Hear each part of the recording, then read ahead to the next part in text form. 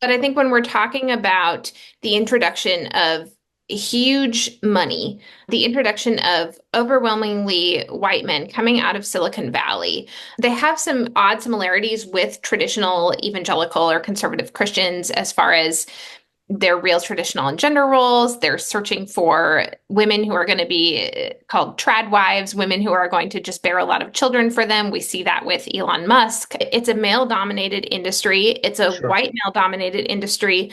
And in many ways, it can be an amoral industry where you've got a lot of people who are very smart. They understand Mhm. algorithms. They have a huge amount of power. These are the people who've been able to write the algorithms that determine what news stories and what narratives Americans are reading each and every day. And that power has led us to some really destructive places, particularly when it comes to white boys and men.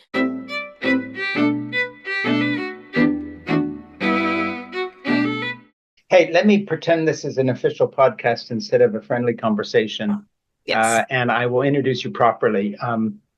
This is In Conversation with Frank Schaeffer live on YouTube and then goes everywhere podcasts go. And I am Frank Schaeffer. My guest today is the Reverend Angela Denker. And Reverend Denker is always have to do this carefully and read it, ELCA Lutheran pastor, veteran journalist and columnist for the Minnesota Star Tribune. She has written for many publications, including just about everything, and I'm not going to list them all. I like the Sports Illustrated one, though, and has appeared on CNN, BBC, Sky News, NPR, etc., to share her research on politics and Christian nationalism in the U.S.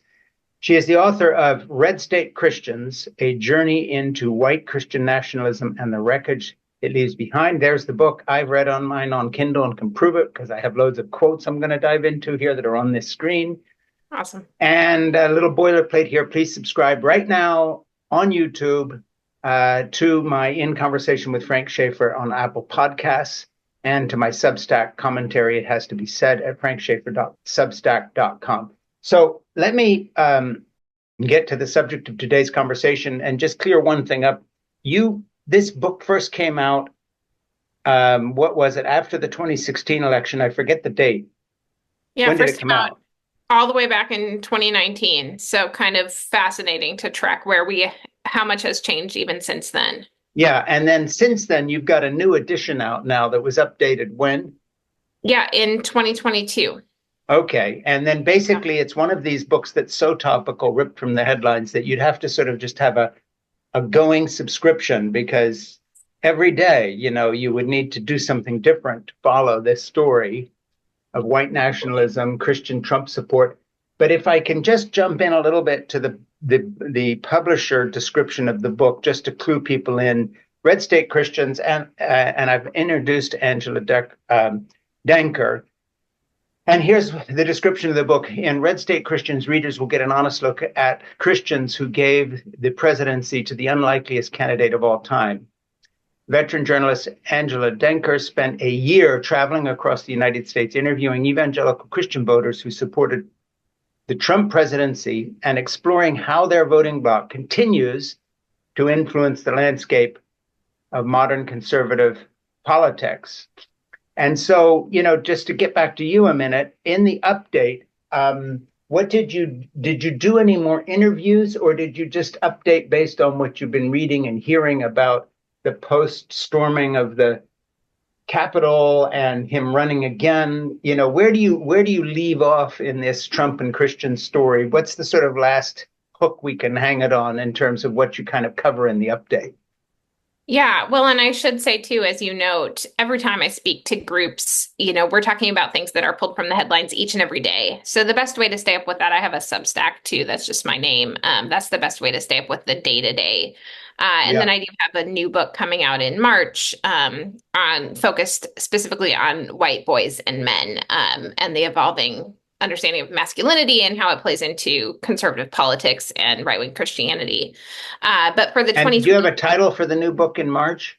yes, yeah, it's available for pre-order. It's Disciples of White Jesus, Oh, the I like that. Good radicalization. title. Well, Thank you. let's just, Ernie is our producer. We won't be a day late and a dollar short on that one. We will be your first public appearance on the day it's released, if you want to do it, we will get right on top of that one because I love the book that you've written. Thank you. And Red State Christians is just a real historical document, amongst other Thank you.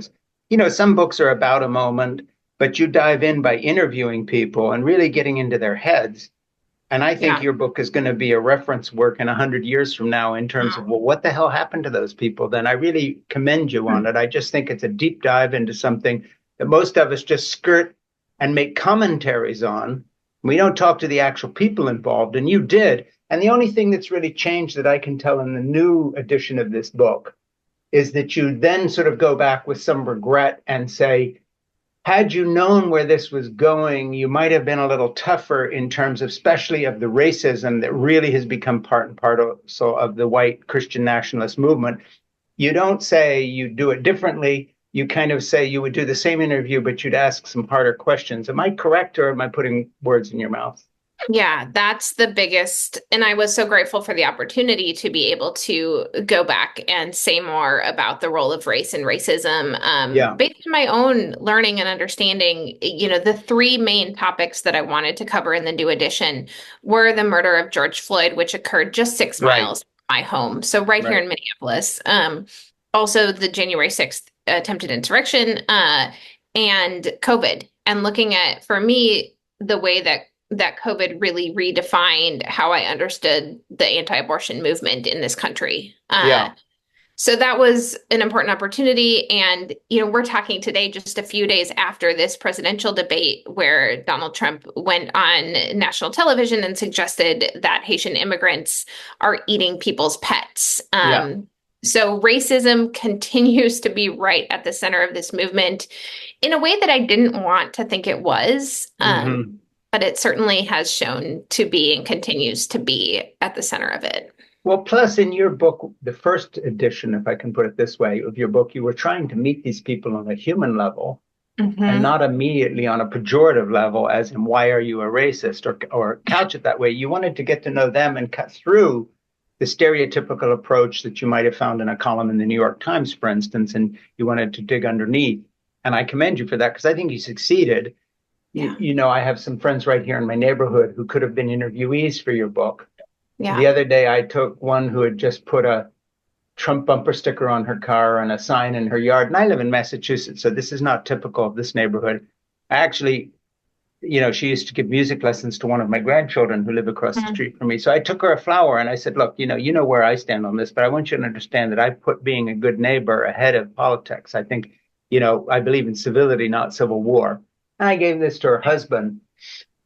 Didn't get too much of a response, but I wanted to do that because in the spirit of your book, but then I really understand, what I didn't want to do is drill down and say, and how can you vote for this, racist felon? I mean, even to couch the question in the terms that actually are real, like these people about the debate who are saying, why didn't they check Kamala Harris and say she was lying? Well, and instead of checking him three times, well, he told 33 demonstrable lies in the debate. She stretched the truth on one thing by not giving a context. And, the simple answer is because your candidate doesn't lie 33 times in the course of one debate. Um, you know, and of course, as soon as you couch it that way, it's tough. So, what have you found in kind of looking back at some of these relationships? Did any of them stick? Have you ever contacted any of these people since and said, "Now, hey, Jack, what are you doing now?"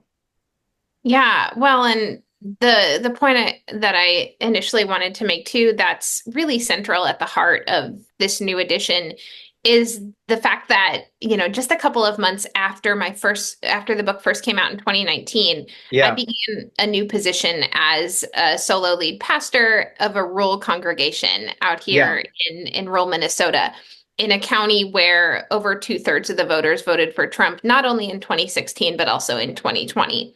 yeah, Uh, so much of my own discernment and journeying is as being pastor of this congregation of many people that are, at the center of this voting bloc, for Donald Trump, and looking at the 2024 election. When sure, we're looking at swing Christian voters, we're really looking at mainline white voters in a way sure. that, looking at Wisconsin, Pennsylvania. Um, So those relationships have been and are really important to me. I am no longer serving that church really just because the commute got to be too much. It was an hour of driving each way for me, Yeah. serving a church closer to home. But we built really meaningful relationships and we Hmm. journeyed together through understanding what happened with George Floyd, with COVID. We had hard conversations. I had some families leave the church after I spoke about Black Lives Matter and what that means. Yeah. But at the same time, these are families who trusted me to bury their loved ones, to baptize their babies, to Yeah. be at the bedside, and we built this trust. And that's been true too of my own family, of folks in my own extended family Yeah. who've been Trump supporters. We've tried to find ways to hold on to that trust and decency. And I have seen relationships too. Just the last week, I had a phone call with a rural pastor who was telling me he was really struggling with the election and his vote, and talking about the ways in which, as a rural pastor, he had felt like Democrats didn't care what was happening in Yeah. his community. But he came back and after we had this conversation, he said, I feel like they dropped the ball. I've dropped the ball at times too in my ministry. And he's like, I think I'm going to let this go. So that was Hmm. really a hopeful moment for me. In just continuing to find ways to keep lines of communication open, while at the same time having boundaries about what kind of language and what kind of things Hmm. I'm going to allow to be said in my presence. Well, some of your personal story that comes into the book as well, and that Yeah. I've gathered just by reading about you and the things you've done, remind me of our friend Tim Alberta's book, The Yeah. Kingdom, the Power, and the Glory. Because when we interviewed Tim, what surprised me about his book, just to go off, it's good association, though. You and Tim, I don't think you mind being associated with him in the same interview. But one thing that Yeah, we surprised me were about, together at Rice University a few yeah, months ago. He's a great guy. yeah. So Tim and I were talking, and what I told him surprised me about his book was not the revelatory material about the churches that he encountered the kind of Trump phenomena in, but Mhm. his own passion to kind of reestablish an evangelical presence that could even vaguely be related to the teachings of Jesus. And his book is impassioned and sermonizing Yeah, on this much more than I would have imagined, given its favorable coverage in yeah, what you would think of as normally a very secular press that would not yeah, get what he was saying.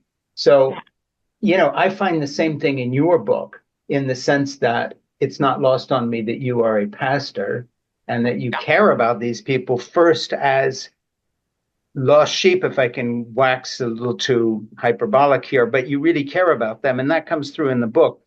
And so, maybe you were right in not sticking it to your interviewees on, are you a racist now? And have you ever joined a racist party? Sort of a McCarthyite approach. Can you just hold your book up one more time, Red State yeah. Christians? Because I want people to see the new edition and put it close to you so we can really focus. Yeah, there it is.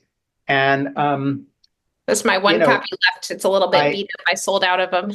all right. I meant it when I said, I've read a lot of book on the subject. If I look over here at all the people I've interviewed, I'm reading 2 books a week to interview my podcast guests, and some of them very famous, some lesser known, a lot of people who aren't authors at all. But honestly, seriously, I think you and Tim, by the way, Tim Alberta is another one who have written books about this period of history that will actually become documents and used in footnotes of other histories because you actually took the trouble to go out and talk to the people on the ground and figure out what's really going on. Okay, this has been a long preamble, but it's your fault because I'm very taken with you and your book. Um, I've done something with your book which is a little unusual, and that is that I have not drawn the quotes I want to talk about from the stories you tell in the book, because if we get into the individual stories, that will be the interview, and I want people to read your book to actually understand the stories. So what I have been doing is trying to find material in the book, which kind of describes the overall argument, but also the overall state of your own mind in this, if you don't mind. So I'm going to just start with this. And I don't even see, this is like from, yeah, this is way from toward the end of the book from page 286 or something. All across America, people were doing surprising things that don't fit into our prescribed boxes that we use to categorize people. Evangelicals are not a monolith, not universally any one thing, and red state Christians defy categorization. 81% of white evangelicals voted for Trump. some because they wanted to overturn Roe v. Wade, some because they hated Hillary, and many because they felt like Trump was talking directly to them and speaking for them, whereas Democrats and others didn't even seem interested in engaging with them in a conversation that wasn't laced with pejorative or patronizing insults. And so I just thought that was a really good description, not only of the book, but kind of who you are. It's a way to get to know Angela Denker. And then I have a question for you because you wrote that paragraph and you've interviewed all these people. I have a running discussion with my producer, Ernie Gregg, and in my own head.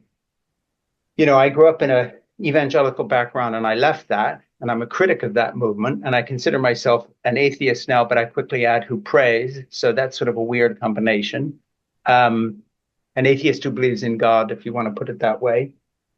But I think that in the same way that you don't lead with pejorative questions to evangelicals, I tend to be too cowardly in talking to some of my Democratic guests and liberal guests who have done a lot in the party and saying, look, you know, if you had set out a program 50 years ago to annoy the hell out of conservative evangelical Christians and make them your enemy forever, this is what you've done. And are you sure that all the battles you've won in the culture war really added up to having a majority of people voting for Democratic candidates on things like the economy and fair wages and access to voting and racial integration? Because I don't. And I think that the left has perfected something, and then I'll shut up here, or Ernie will text me and say, be quiet, let her talk. I think the left has perfected an art, and I don't want to blame the left, but the left has perfected an art, and that is an inability to speak clearly, to shut down the extremes in the academic community that always float up these ideas that are not supported by any Democrats I know personally most of the time when I'm off campuses where I do some speaking.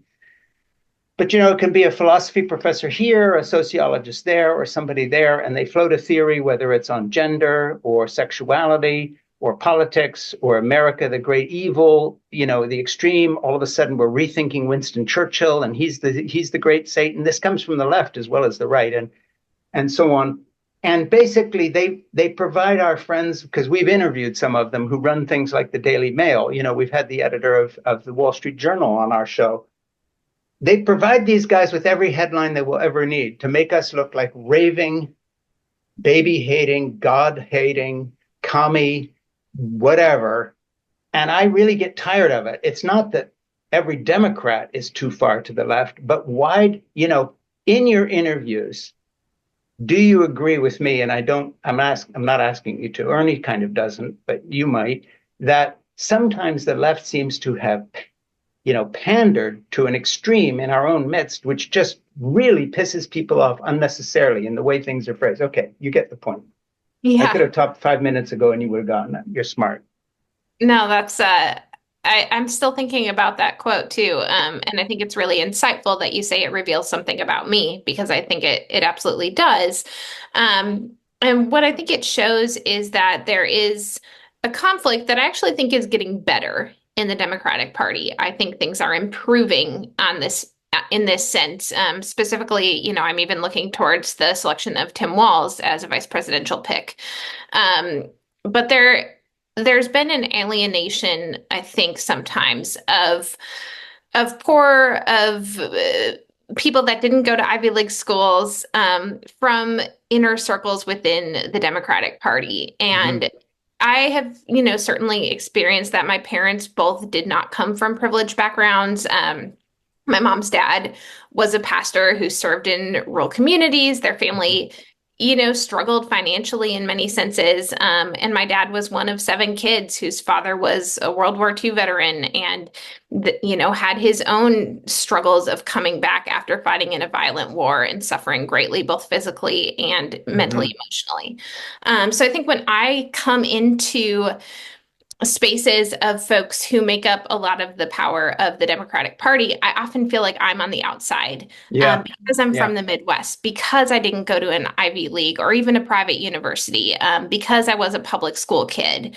And again, I think that that's changing. When I look at the kind of work of somebody like AOC, or even again, when I see the Mankato West football team standing on the stage at the Democratic National Convention, I Yeah. think it opens up the Democratic Party to represent, here in Minnesota, the Democratic Party is called the Farmer Labor Party. Um, Hmm.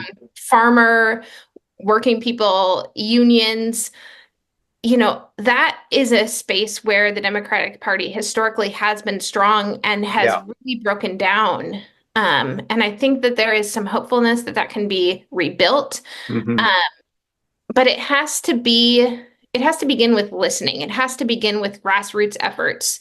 I went to South Dakota when the book came out, and had a conversation with a congressional representative in South Dakota. South Dakota historically has had some powerful Democrats come from there. Think of somebody like Tom Daschle.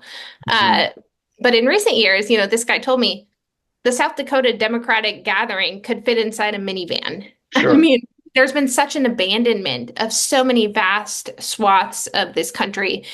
And again, I think that that's changing. I think I see the Harris Walz campaign trying to go back in and do some listening. I see the resurgence of union support, even in the Biden presidency. Hmm.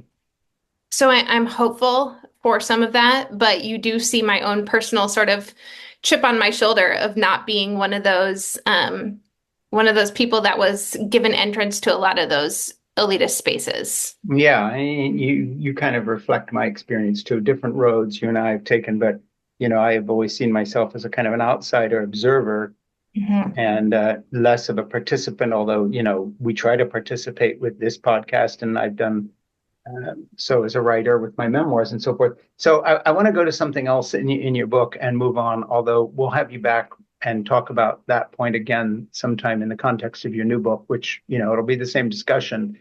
And you wrote, I don't know where this is, but in the book anyway. Maybe I once wrote this book thinking that I could help redeem red state Christians, but I don't believe that anymore. Perhaps the white American church is beyond hope of redemption. That's a powerful sentence.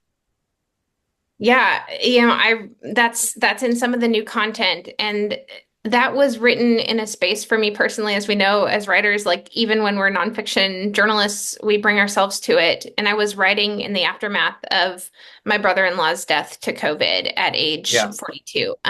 yeah. And really feeling like, the new subtitle of the book is A Journey into White Christian Nationalism. Hold it And up again. yeah. Hold it up again. Don't no, uh, don't be bashful. I'd be doing it for you here, except I read it on Kindle. I'm so sorry.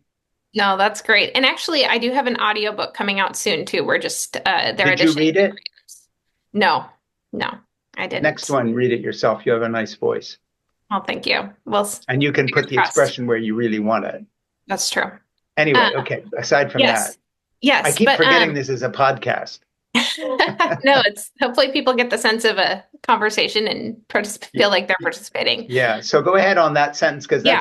that's pretty not damning exactly, but it's a very strong declarative sentence and you don't believe it's redeemable. I agree with you, by the way. I've come to the same conclusion. Well, and Um, it's like I think that was a snapshot in time. If you ask me today, and maybe this is really a theological question mhm. for me, because of course, as a Lutheran pastor, do I believe that like we can redeem anything? No. No. I believe that yes, where white American Christianity is in this country, uh, has to die in order that it can be resurrected. And Yeah. we've seen so much death and so much destruction. It's as I said, I wrote this just a few months after my brother-in-law's death. My brother-in-law, had really believed the right-wing rhetoric about, COVID is not dangerous, it's not a threat, don't get the vaccine is dangerous. He was a super, super healthy guy, and we'll never know, but I think it would have been nice I wish he would have been able to have the vaccine. I wish he Well, would have had he been had the able. vaccine, it would not have killed him. The averages of dying after being vaccinated are down in the single digits. Right. And here I am speaking to you today, Mhm. um, just a week after that same brother-in-law, his dad, my father-in-law, just passed away, not of COVID. But so again, speaking to you in the wake of mourning and death and grief. And I think that sometimes that's what a lot of the coverage of this right-wing Christian movement misses too. It misses the pain, it misses the devastation. Certainly you're familiar with that. I bet a lot of Yeah. your listeners and people watching this are as well, because these are our family members. We've seen um, the anger, the hatred. Hmm. I found it so poignant as Governor Walz came onto the national stage and, in sort of this folksy manner, and you see these videos with his daughter where he's suggesting that turkey could be vegetarian in Minnesota. Yeah. Um, I saw a lot of people saying, and people I know in my personal life too, saying, gosh, I feel like this is who our dads could be if not for Sure. Fox News. Yeah, And exactly. this sense of right-wing media ecosystem. I mean, we've just seen recently that many of these right-wing influencers were being paid by Russia. Yeah. There has been such a willingness to just say anything in order to make money, Yeah. um, under the guise of that this is somehow a Christian movement. Hmm. It's really, really been devastating to family relationships. There's a Hmm. sadness, there's a heartbrokenness. And again, I'm starting to see more recognition of that within the Democratic Party. But I think initially, because so many people were really isolated from this movement, they didn't have family members in it, they didn't have people living through it, as somebody like Tim Walz does. Yeah. Uh, there was an inability to really grapple with the pain and the devastation and family destruction. I mean, Yeah. even we just had a recent school shooting. The devastation and violence that's coming out of the ideology of this movement and its attraction to guns and violence, it cannot be understated, Yeah. And the thing cannot be is, overstated. I want to reintroduce you here for a minute. This is Angela Denker, and she is the author of Red State Christians. We've been talking about her book. In a minute, I just want to talk about chapter heads to give you an idea of what's in it. Um, just note, please subscribe to YouTube and In Conversation with Frank Schaeffer on Apple Podcasts, and to my Substack, it has to be said, at frankschaeffer.substack.com. I want to talk about the specifics of the book. Christian Nationalism and the 4th of July Church in Dallas, Texas. That's chapter 1. He will save the Supreme Court, abortion, God and guns, Bibles and boob jobs, the money and influence of Orange County Christians. I like that title, by the way. I've spent a lot of time in Orange County over the years. Young, free-thinking, and pro-Trump, young Midwestern farm families in rural Missouri, winners and losers, Trump football and Christianity, the evangelical intelligentsia. What about establishment Christians, evangelical women and Donald Trump, who's grabbing whom? Less conservative, more consequential, rural Rust Belt state Christians in Appalachia and central Pennsylvania, conservative Catholics building a new American kingdom and defying the Pope, red state Arabs, Christians, Muslims, and evangelicals in Houston, on the border, Donald Trump and Latinx Christians. So that's the scope of the book, and Angela's gone ahead and updated, and then has a new book coming out. Tell us the title again. It's Disciples of White Jesus, the Yeah, radicalization of that comes out. And women. when did you say March? March 25th. Yep, but it is Yes. up for pre-order right now. Yeah, and you should pre-order that book. And I just want to tell you all that you want hard copies of this book, unlike me that got it on Kindle, because Angela's next book, if it is like this book, is more than just simply a book of opinion of the kind I write about things. It's an actual historical document, because she did the journalist work that, I'll put it this way, had this work been done with that subgroup in America, we would not have been surprised to see Hillary lose the election. In other words, you did the work that the New York Times and Newsweek and Time Magazine and the networks and so forth over the years did not do. They talked about the Rust Belt a little bit and lost jobs, but they never really got into this group of people until they began to lose elections to them. They were lazy in their reporting. I want to go to a question here. And just before I get there, I want to throw in one more thing.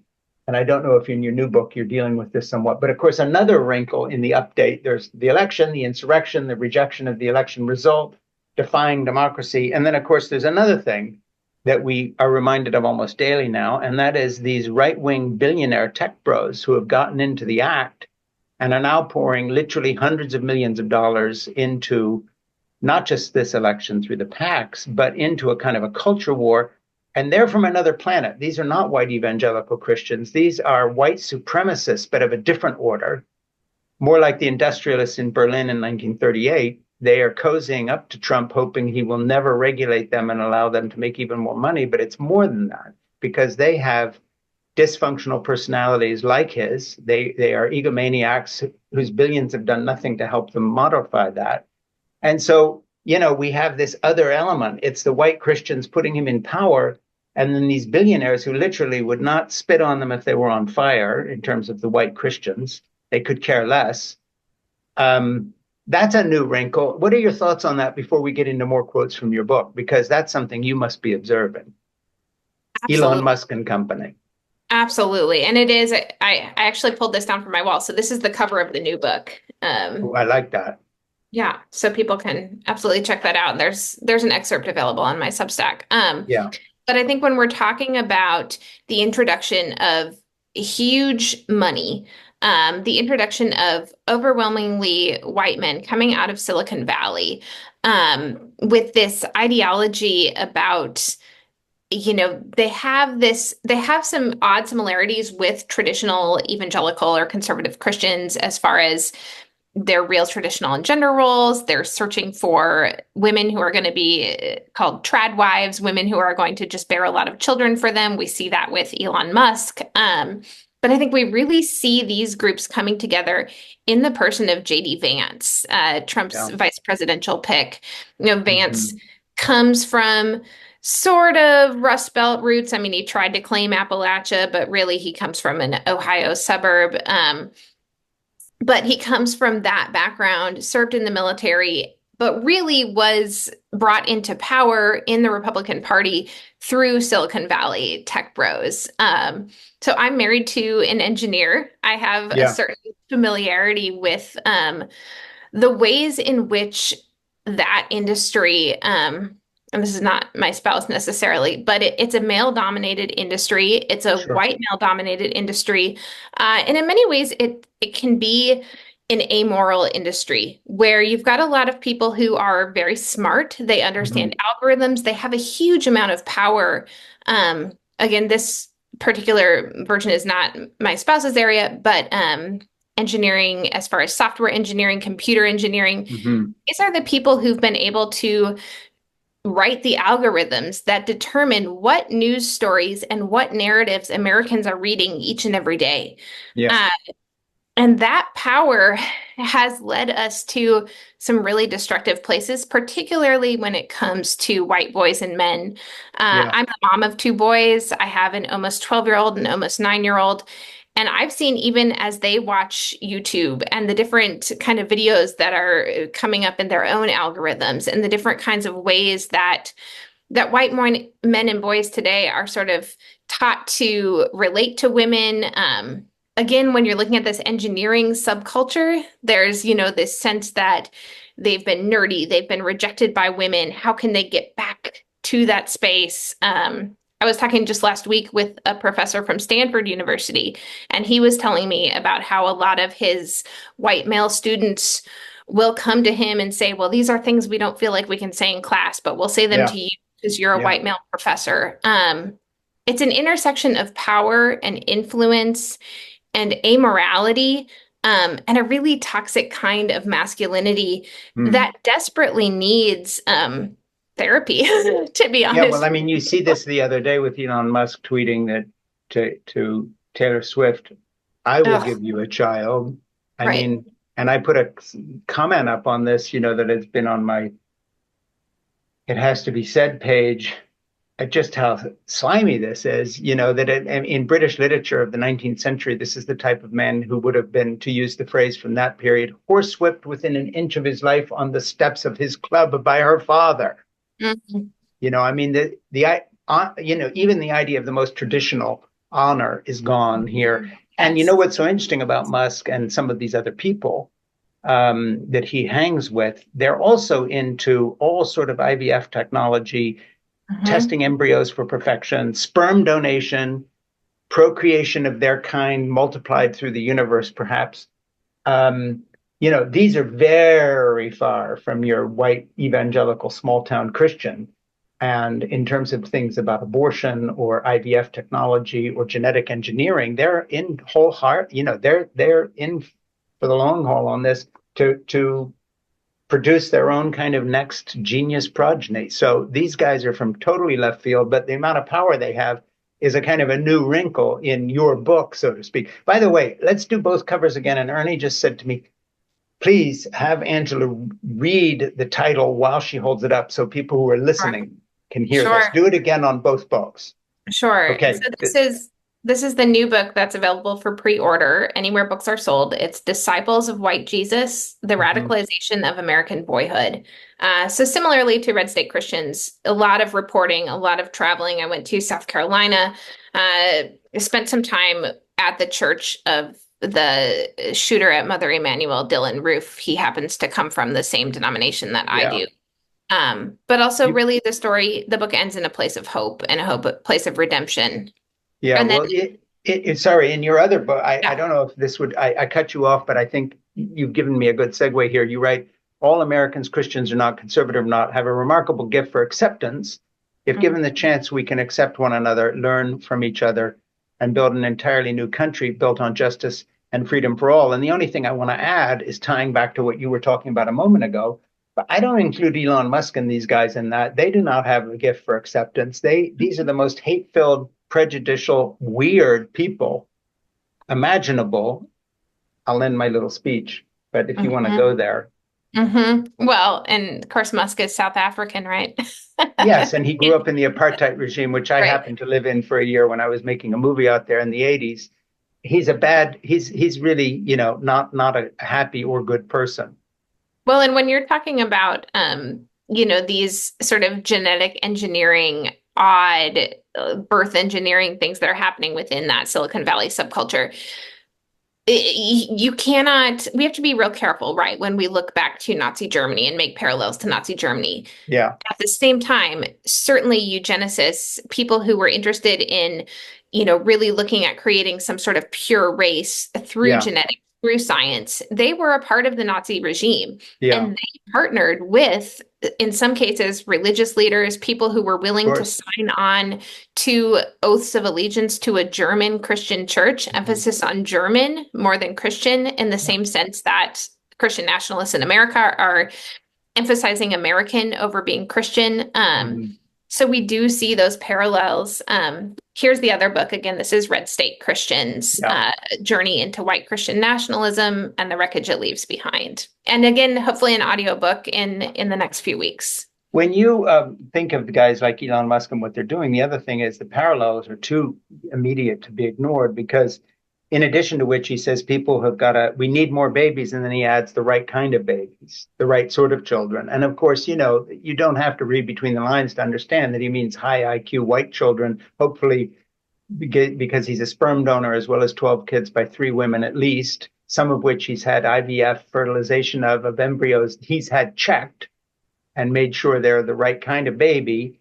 It's not a big leap at all to the, German psychiatrist that began by eliminating the disabled and then went from there. We are on that same territory. And then his good friend Tucker Carlson is interviewing Holocaust deniers, while supposedly white Christian America supports Israel. There is a package here that Right, stinks. And right. there's so many facets to it. I think that you've written and researched. I just want you to talk about that for a minute. We'll get back to your book, but this is Yeah. we gotta get Kamala Harris elected, or we're really in deep, deep, deep shit for a while here, because maybe forever. And it's not just losing our democracy. We're there are really bad actors in the wings. I mean, our billionaire class in the old days only wanted to control the railroads. They didn't want to control the railroads and the newspaper and the White House. And by the way, deny an election And then, with the exception of Henry Ford starting an anti-Semitic rant, they wanted to build libraries and be remembered for starting the Met and all that kind of thing. We're in different territory here. There's a real desire, and I think this was really laid bare to me, and especially as I look back at my chapter in abortion in Red State Christians, Yeah. um, when we're living through COVID and we're seeing this movement that has really claimed the mantle of pro-life, and for a long Hmm. time, myself, and I think a lot of people can relate to this, um, it was hard to really be vocal in support of abortion rights because immediately people would say, well, you're killing babies. Yeah. And it's such a shaming technique and it's a silencing technique Hmm. that there was a real willingness to take these folks at their word and think, Yeah. well, they really are concerned about life. They really are wanting to be ethical and moral. Um, that all went up in flames during COVID. Yeah. And we watched these same people say, well, we have to sacrifice human lives on the altar of economic progress. Hmm.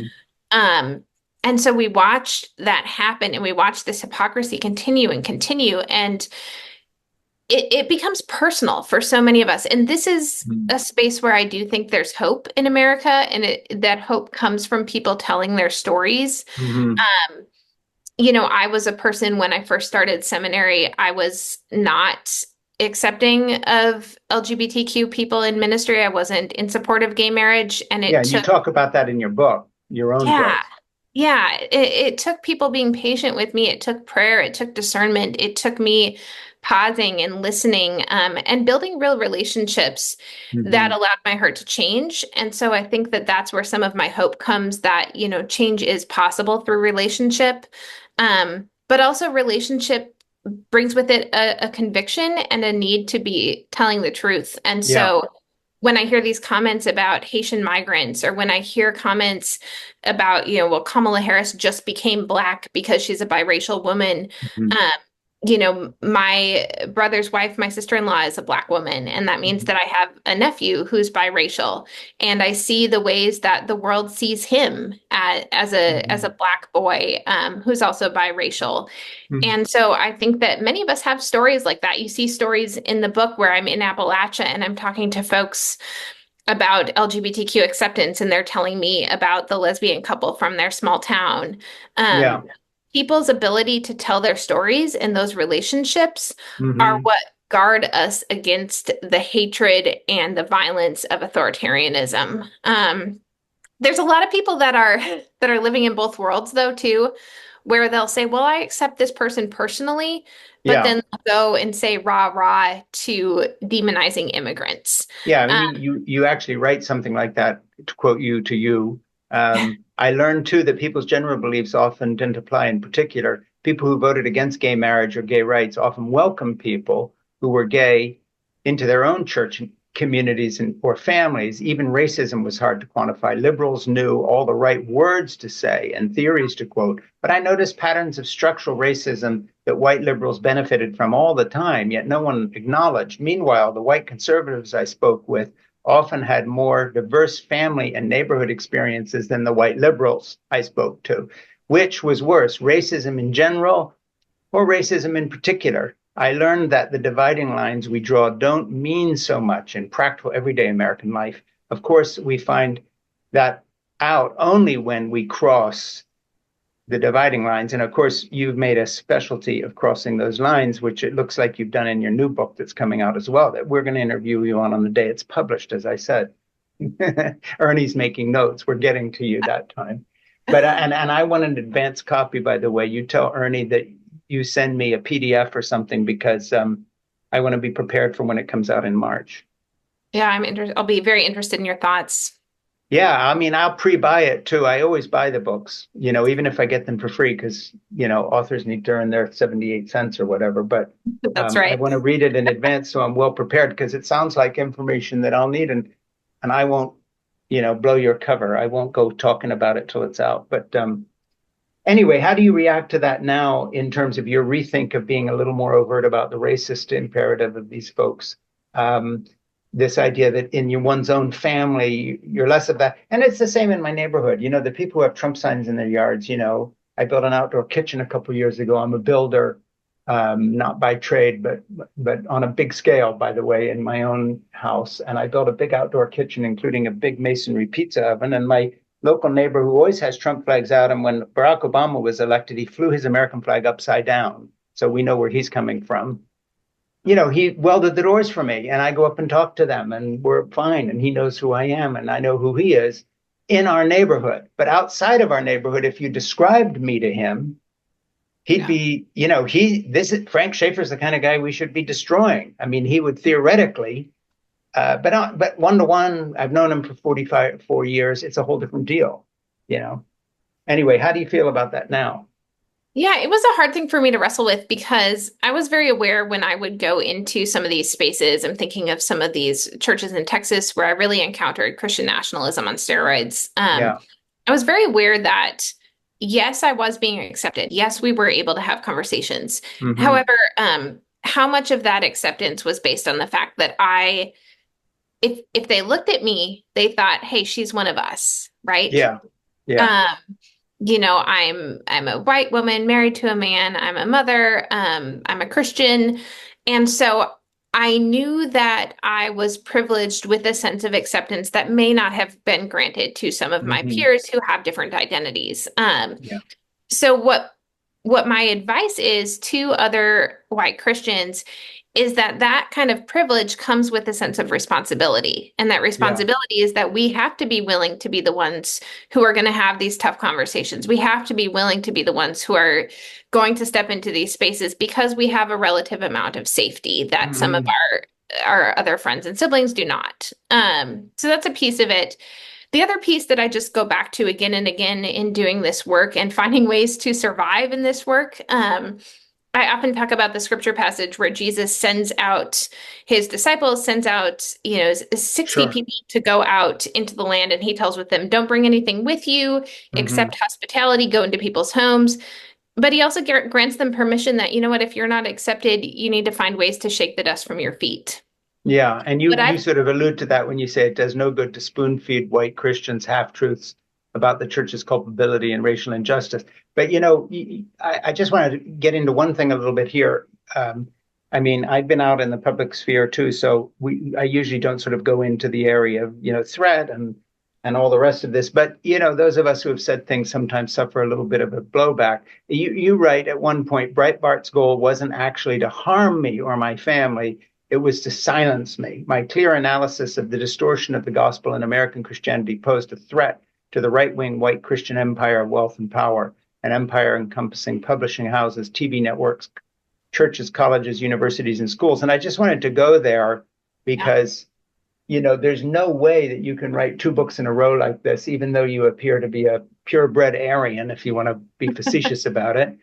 In the final analysis, you're putting stuff out there which challenges a lot, including vast money interests in what I call, the big time God business that I used to be part of, and you're a threat, um, and you're a woman, which means you're a double threat because you're a threat on the content, but just your existence as an articulate person is a threat. By the way, I rarely interrupt people in this podcast, but I felt free to do that with you because you're such a strong person that we can have a real discussion.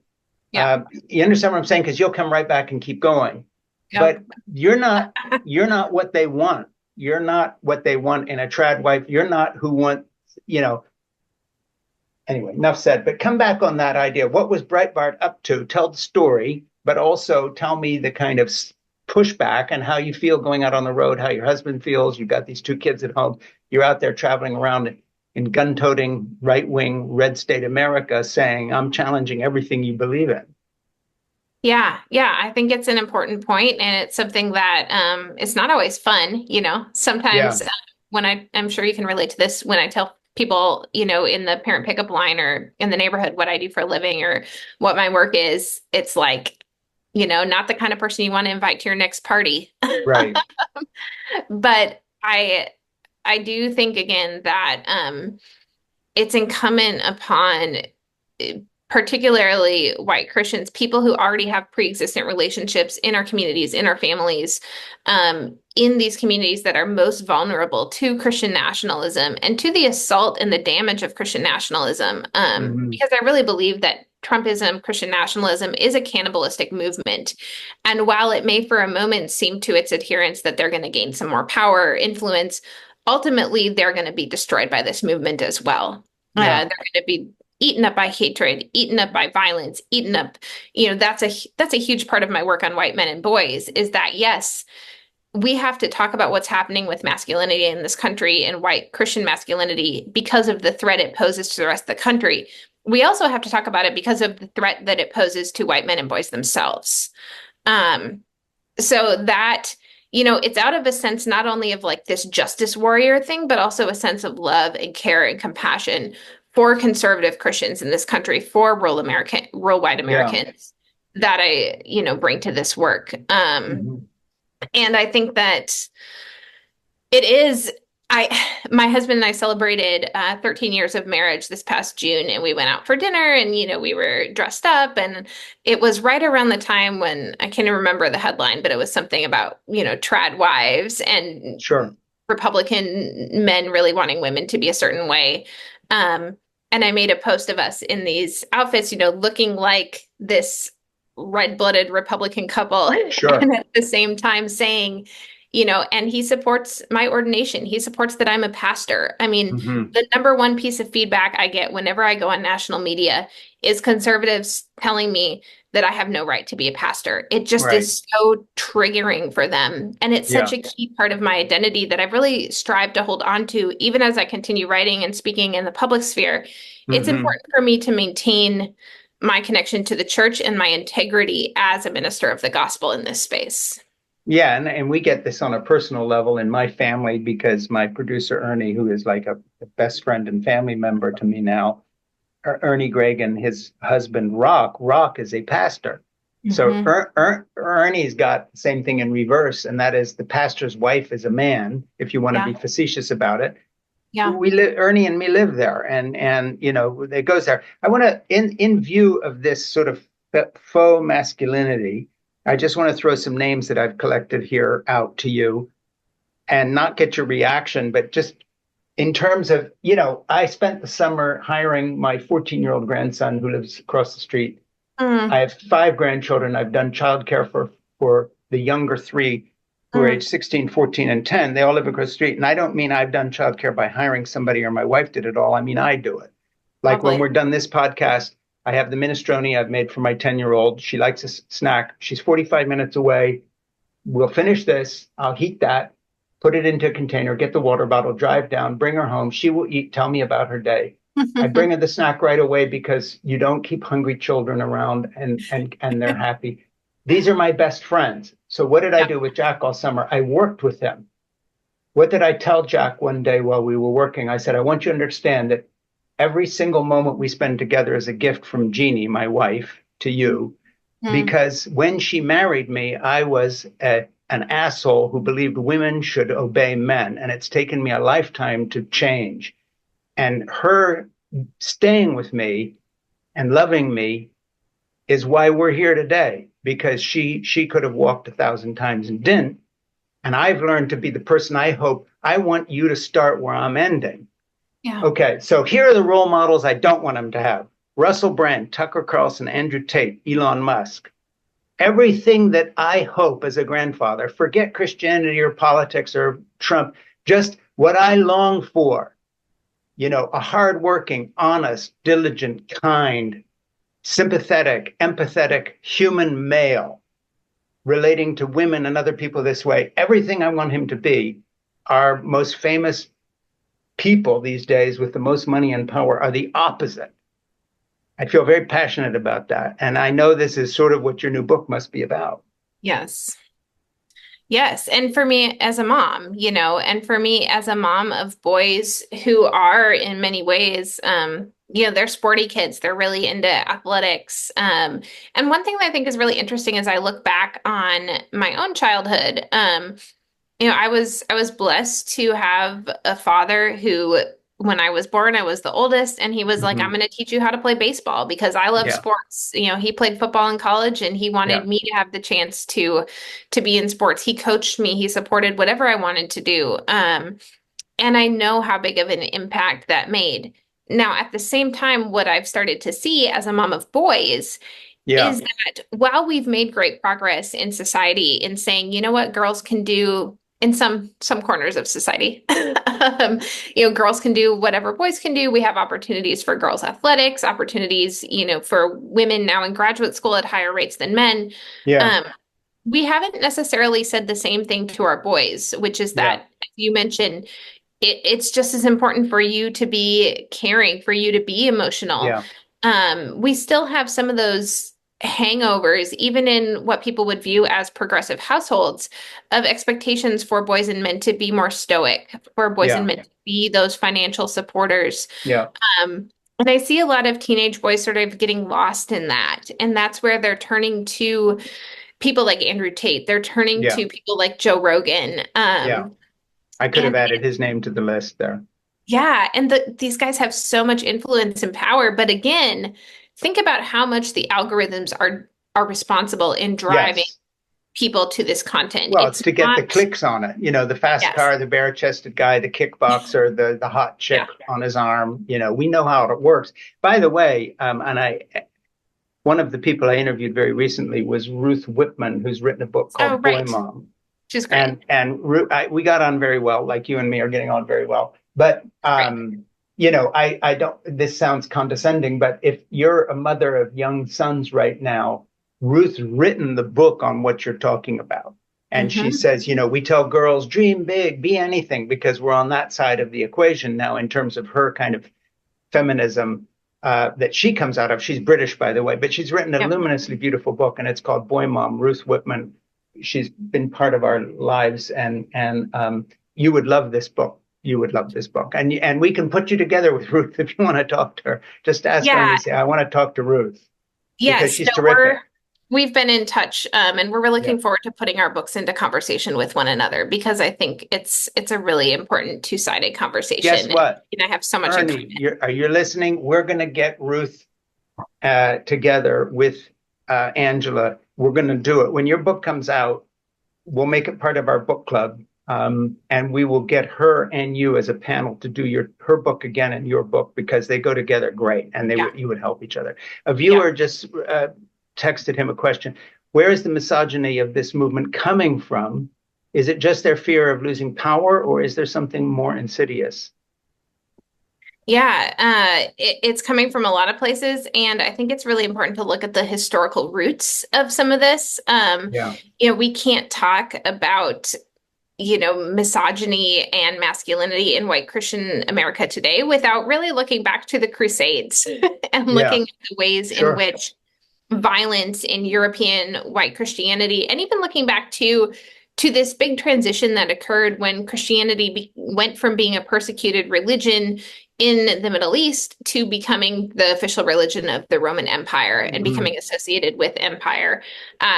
With power, with empire comes the necessity of violence and comes the necessity of if you're going to be on top, you got to figure out who's going to be on the bottom. Yeah, So I think it comes from that space. It comes from, yes, I think the reality is too, some of this is a backlash movement. Progressive social movements are winning in the United States. That's very clear. We're moving towards yeah, greater acceptance overall as a country. Democrats have consistently been winning the popular vote for president for years because of some of these social yeah. movements. When I look around, even when I spend time with people who are really passionate about conservative Christian movements right now, you can just sense in the room that they know they're losing. Well, it's a kind of, they can only win in some form of apartheid. Yeah. Yeah. I And mean, so and they there's know this, that. And, it's not a coincidence that Elon Musk leads the charge on this. His right, billions will tip the scale. right. God damn the vote. Who needs a voter when I own Twitter? I mean, that's straight out of the playbook of the guys I lived with in South Africa in the mid 80s. Yes. Yes. And so it's coming out of a desperation. And if you would have told me in 2019 that we'd be at the place we are with JD Vance, demonizing childless cat ladies, with legislation being brought up in different states against IVF, with these extreme abortion restrictions to the extent to Sure. which 13-year-old victims of incest are being forced to carry their babies to term. Yeah. Um, I don't know if I would have thought we would get here, but we are here. Like we're By the scraping. way, but while dismissing the latest gun tragedy in a school as well, shit happens. Yes. Yes. There's a cavalierness Yeah. towards the dignity of individual human life that we certainly see in Silicon Valley with, their hierarchy of understanding humanity and trying to engineer birth in order to get there. It's so divorced from our real basic Christian and, many religions' basic understanding of being created in the image of God and being created with a dearness and a love. And so many steps away from that again, proponents of the anti-abortion movement that try to make those claims, it's become almost laughable in the face Hey, of hey, so listen, nice much. comment for you here. Viewer comment. Such an important conversation. I ordered both books immediately. Thanks for introducing Angela to us. Say, there we are. Thank you. Thank you Yeah. very much for watching. Yeah. So basically, I just want to say, I want to go to something in your book before we get too far away from this. You say America in the second decade of the 21st century, with a white American church that blatantly sold itself out on the altar of power and money, culminating in the election of Donald Trump 2016. Well, here we are, and it's 2024, and we're doing the same thing again. And but with bells on, because I don't want to be a broken record here, but the first time around, the billionaire class of fascistic, anti-democratic, apartheid type supporters were not, they might have been in the wings, but they did not declare themselves in the same way that Project 2025 had not declared itself. And I know you'll appreciate this, and you can riff on it here, but who would have, you were saying who would have thunk kind of thing a minute ago about certain things. Okay, here's one I never would have imagined. And I've been around, I'm 72 now and all the rest of it. But here's one I never would have imagined: a period of history in which people out of the most conservative wing of the radical Roman Catholic Church, going back to Archbishop Lefebvre in the 1960s in France, coming through Franco's Spain, and the Illuminati and all these guys would reemerge in the Heritage Foundation writing Project 2025 in order to dismantle the US government, directly threatening my Social Security check by replacing the faceless, hardworking bureaucrats who know what they're doing with some, lickspittle Trump supporter. They're talking about replacing 50,000 people and remaking the federal government in the image of Donald Trump. Okay, so Elon Musk putting rockets up at one hand, working with people who are part of a movement that was putting Franco in power in Spain and the Roman Catholic Church, that the Roman Catholic Church itself has spent the last near 100 years denouncing, including the present Pope, combined with your down-home evangelical Christians you interviewed in your book. In my wildest dream, I wouldn't have seen this scenario. I wouldn't even know where to begin to describe what that movement is. Well, in the Catholic Church, I remember, so I went to Luther Seminary, which is probably the, preeminent Lutheran seminary in this country. And I remember when we're learning about the Reformation, we're learning about the initial split from the Catholic Church. Every time something historical came up, I would say, well, what about the Catholics here? Because Sure. my father's family is Catholic. I come from, on that side, a very long line of German Catholics who came to Yeah. this country from Germany and were committed to their Catholic faith. Anyway, every time I would ask that question, my professor would say, well, the Catholics are a special case. Mm-hmm. And if you look at the chapter I have in my book that takes place in New England at Right. one of these extreme far-right conservative Catholic colleges where they've sort of disavowed Pope Francis, they're attractive to Catholic homeschoolers. Wasn't it That one of the places that you couldn't talk? They didn't want to invite you in? Where was that? There was some place that you couldn't get into. Yeah, I think I tried to go to it starts with an S, I'm forgetting the name of it, but one of the Catholic universities didn't invite me, but I Mm-hmm. was able to go to Thomas More, which Yeah. is up in New Hampshire, uh and I've done a lot of work since then with US Catholic Magazine. So if you want to see more reporting on the trads and on Catholic classical education, which Yeah. forms sort of a lot of the Supreme Court that we have today, Amy Coney Barrett comes out of that tradition. Sure. it could be an entire book, right? That chapter Yes. that I wrote on Maybe Catholic. you've got your third book there because you're Oh, writing gosh. historical documents now. So I abjure you to do this. The That's voice of right. God. Yeah. That's right. But and the reason my professor would say, well, the Catholics are a special case, because Catholicism has historically sort of been able to maintain this big tent where you Yeah. have somebody like Pope Francis who can be Catholic, you have Nancy Mhm. Pelosi who can be Catholic, and Sure. then you also have far right folks who can be Catholic as well. Um, American Catholics are trying to dismantle that big tent. Right. Um, and they're trying to be able to say, well, Nancy Pelosi is not really Catholic. They're trying to deny Hmm. communion to Joe Biden.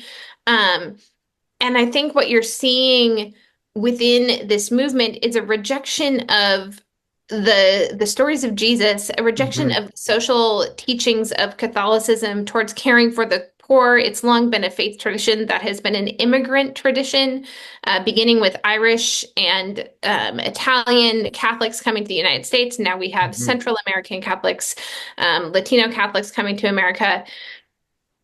They're dismantling and rejecting that Yeah. favor of Western Catholicism, in Hmm. favor of really looking at Catholicism as a religion of Western philosophers. Hmm. And so you really can see that if you take a look at language and Hmm. the language that is deemed to be the most holy by many of these proponents of this brand of traditionalist Catholicism, they choose Latin. Yeah, sure. Well, that's what Lefebvre was all about because he met with my Yes. father in the 1970s saying, and he was this Archbishop of France who got excommunicated and was not allowed to serve communion because he was so pissed off that the Mass had not been in Latin anymore. But you know what's interesting, and I know you're going to smile at this, but you're kind of a contemporary Catherine de' Medici because she was a Roman Catholic and she spent her Right. entire time as the prince's and the king's consort wife and ruler in his stead when she tried to stop the civil war between Catholics and Protestants, and she was a tolerant Catholic Yeah. with a pope who was an uncle, a Medici pope in Rome, who Yeah. would denounce her periodically because she would allow Protestants to be part of her court, and they wanted to kill them all. And she wound up presiding over a French civil war in the 16th century that she tried to stop by going on a journey around France to 120 locations and appearing personally to appeal to people, taking with her Protestant people who were in her court while they were executing each other and so on. So the funny thing is, these Americans who think they represent Western Christianity when it comes to Catholicism don't know their own history. Because No. Catherine de' Medici, you can't be more Roman Catholic or Italian than that, the Medici popes and so forth.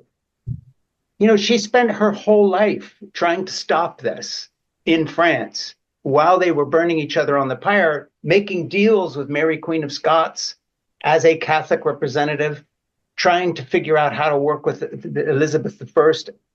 We've seen this play before. It did not end well. And the French Revolution comes directly out of the fact that they could never figure out how to live together. And so the Huguenots were crushed. No one listened to Catherine. And here's the other thing. She's been vilified through history. Why? Because she was you. She was a woman of authority and brains intruding into the male preserve of not just politics, but theology. And Yeah. she was trying to follow Christ in a way that would bring these two sides together. And so, Catherine went there first, and she's been vilified through history, including by Hollywood and so forth, none of whom have given her a second look because they believe the people who were always lying about her. And but she was a peacemaker, and she tried to bring peace between what she always called the radical Catholic and the radical Protestants. And she kept saying, but isn't there a middle way? So this isn't Nancy Pelosi. This is Catherine de' Medici. This Yeah. is, by the way, the Medici family who said, we're going to allow Galileo Galilei to do his experiments and we will defend him while still going to Mass. So this isn't new. And No. I think it's the battle that goes back to the beginning of Christendom. But, you've got Catherine de' Medici on your side, so you're in good shape.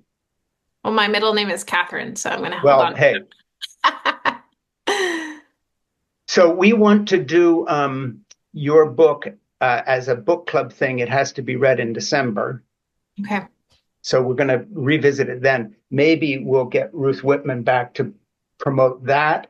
But we really need Ruth on your second book as well. And then we'll do your own show with that, and then maybe bring you and Ruth back as a panel to do I Boy would love. Mom. Do you feel there's a good meld between Boy Mom and your book?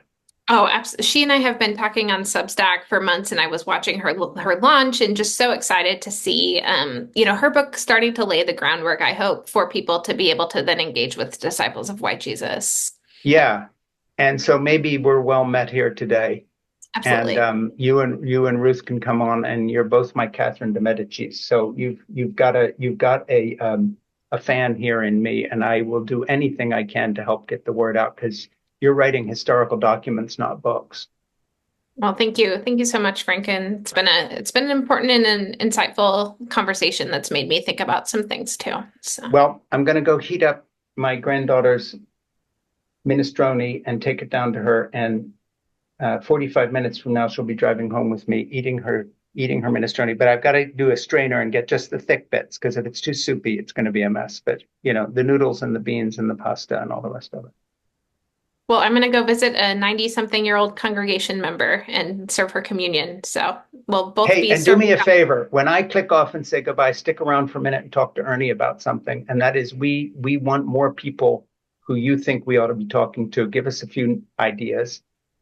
And so stick with Ernie a minute and we will click on anything you want. So promote the book. We'll put all the links. We'll do everything you want people to link to and push it. And Awesome. then you and Ernie talk about coming back yourself to launch your book. And I wasn't kidding when I said on the day of the release, but if it doesn't happen, fine. But soon after the next one comes out. And please, from Ernie, get my email and send me a PDF because I want to dive into your book right away. Great. Um, like, Great. consider yourself handshake, hug, much love. Great. Thank you so much. Yeah, bye.